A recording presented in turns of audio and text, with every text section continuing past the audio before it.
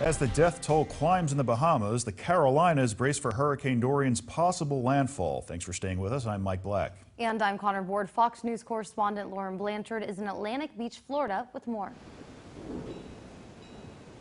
People here in Florida breathing a sigh of relief now that the worst of the storm has passed us.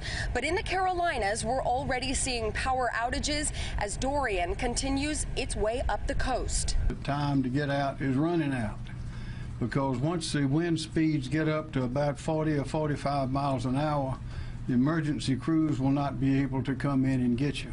Officials in the Carolinas are urging residents in low-lying areas to use Dorian's slow crawl to evacuate now.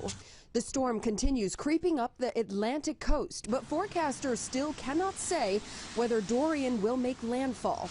The uncertainty has people in multiple states readying themselves for all possibilities. Locals are either getting out of town completely or staying in one of the many shelters. It was best to get out. Prepare, hope for the best, prepare for the worst.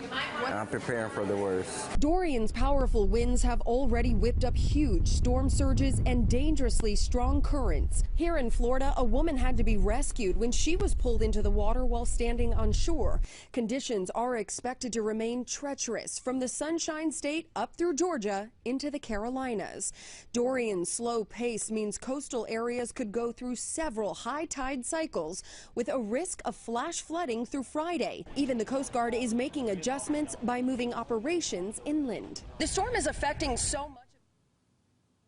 And here's what we know tonight. The death toll in the Bahamas is at least 21, is expected to increase. 70,000 people on Abaco and Grand Bahama Islands are in desperate need of water, food, and shelter. Hundreds of thousands of people have evacuated from the coastal Carolinas.